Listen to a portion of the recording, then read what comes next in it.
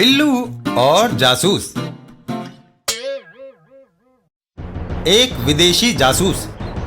मैं सरकारी फाइल से यह अत्यंत गोपनीय दस्तावेज चुराने में कामयाब रहा।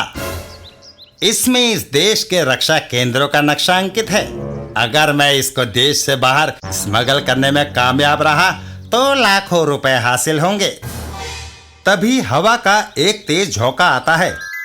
ओह, हवा के झोंके से वह मेरे हाथ से छूट गया। बिल्लू, कागज? कोई सरकारी दस्तावेज लगता है।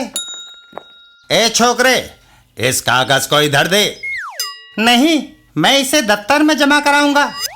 तेरी ये हिम्मत! वो बदमाश बिल्लू पर गोली चला देता है। भागो! ओहो, गोलियां खत्म। कोई बात नहीं, मेरे पास 12 इंची का छुरा भी है। वो दोनों भागते भागते एक पेड़ के चक्कर लगाने लगते हैं, पर तभी कहाँ गायब हो गया कमबख्त। बिल्लू पेड़ के ऊपर से हथौड़े का एक जबरदस्त वार जासूस के सिर पर करता है। हाय! और जासूस धराशायी हो जाता है। अपने आप को बड़ा फन्नेखा समझ रहा था।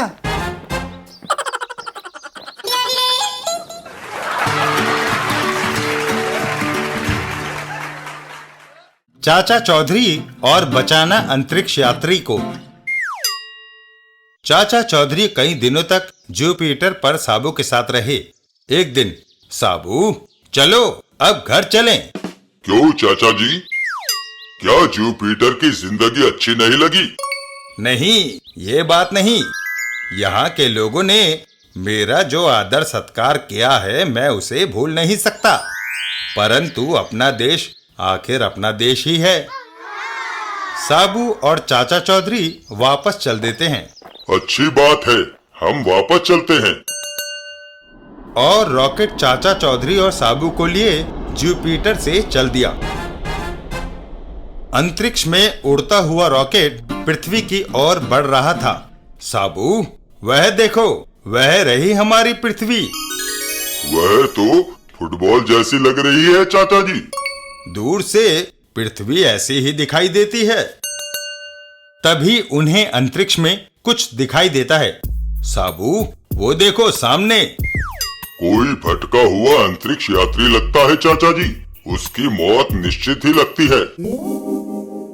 हमें उसे बचाना चाहिए साबू। नामुमकिन। जो कोई उसे बचाने रॉकेट से बाहर जाएगा वही अंतरिक्ष में खो जाएगा। मुझे एक तरकीब सूझी है। क्या? चाचा चौधरी अपनी पगड़ी उतारते हैं। ये पगड़ी हमेशा आड़े वक्त काम आई है, आज भी हमारी मदद करेगी। इसका एक सिरा तुम्हारे पांव से, दूसरा रॉकेट से बांध देते हैं, फिर तुम अंतरिक्ष में खो नहीं सकते। ठीक है।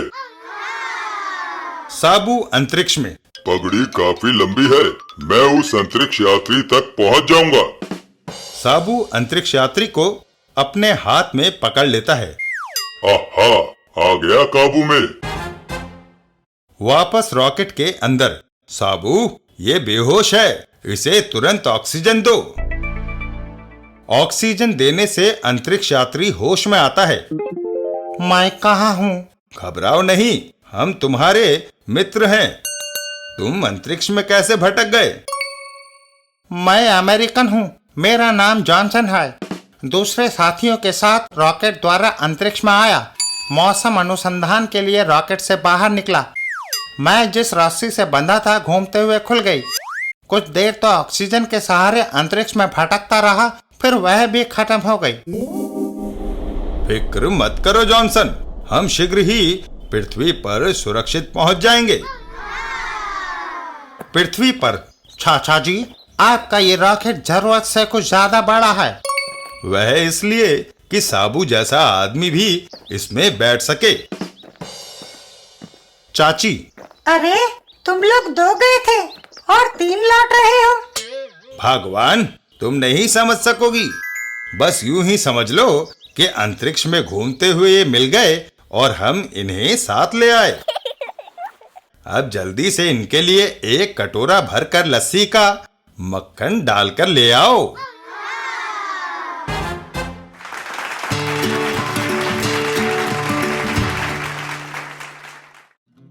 पिंकी और नया सितारा।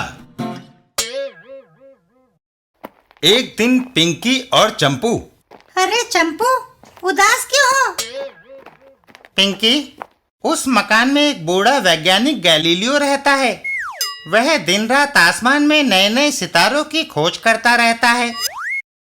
उसने प्रण कर रखा है कि जब तक वह नया सितारा न खोज लेगा, खाना न खाएगा। वह 6 दिन से भूखा है, कहीं मर ना जाए। जाओ, उससे कहो कि अपना टेलीस्कोप दूसरी खिड़की पर ले जाए, सितारा जरूर मिलेगा। ये सुनते ही चंपू वैज्ञानिक के घर की ओर दौड़ लगाता है। घर के अंदर।